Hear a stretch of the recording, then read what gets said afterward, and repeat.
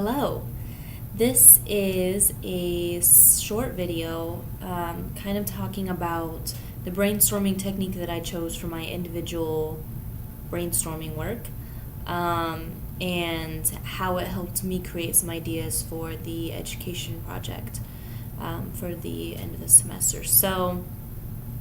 I didn't really use this technique for the stakeholder project because I came up with a bunch of ideas for the stakeholder project immediately. I think it was very easy to figure out what I would want to do for the stakeholder project because I'm the first full-time athletic trainer at Faith, and there are definitely a lot of things that are missing, a lot of things that could be improved, that could advocate better for the patients in the profession. Simple things such as having a room or doing some sort of prevention program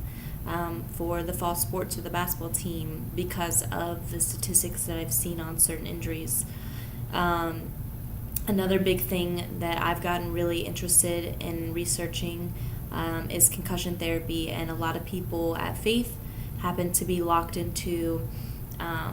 a certain hospital where they don't really follow through with concussion therapy. They are very much rely on simply waiting a concussion out and using impact testing to clear a patient, which we all know that doesn't always work. So those are just three of the ideas for the stakeholder project, and I'm very excited to kind of delve into each one of those. But I had a much harder time thinking about what I could do for the educational project, which probably is a little ironic. But for me, when I think of educating, I always think of a single patient or a single injury, which it can be, but oftentimes that's not the case. There's so many other things or people that I can educate on certain situations. And it doesn't need to be targeted for just one person or one situation or injury. And so I took on the brainstorming activity of role-playing, which was in that awesome list. And this thing was, role-playing was about kind of getting into the brain, the body of, I decided to take on the athletes and kind of the coaches as well. And so right now I work the most with, I would say, the girls basketball team, and I decided to kind of role play into a couple of those girls, and I just kind of closed my eyes and imagine them on their daily practice schedule, daily game schedule, kind of put myself in their position as they interacted with me about their injuries. And then I switched and decided to kind of imagine me being the two coaches on the girls' basketball team and how they interact with the girls and how they interact with me when it comes to injuries or other issues that they might need to bring up to me, as well as what they might think that their team needs in order to become better, physically better, or mentally better, or whatever. And so I know the two coaches pretty well, especially more or less the head coach, and so I know her personality pretty well, and I could see from her history of playing basketball, going to college to play basketball, kind of took on her frustration with the team, and the level of physically, I guess, the level of competition that the team was on versus maybe where she would really like them to be. And it's probably a very long road of training for the girls' basketball team to get to where she would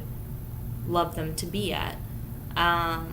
in order to compete well with other teams. And then the two girls that I had in mind, both of them are patients of mine at certain points, and I think the biggest thing that they maybe don't realize that they're missing or their team missing as a whole is the athleticism and the strength bodily strength that they need in order to stay healthy, and the amount of training that they would need in order to stay healthy, and education and prevention. And so between me kind of thinking about those roles that they play,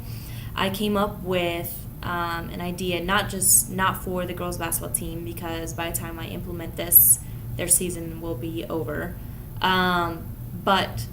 for educating for prevention for any of the teams at the school. But I think I'm going to specifically focus on track, softball, and baseball, and pick from one of those two. And so thinking of the track team, I remember already writing a lesson plan last semester on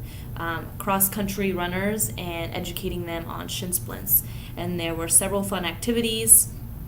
in that lesson plan, and I actually really like that lesson plan. It's one of my favorites. Very interactive, very educational, and I think that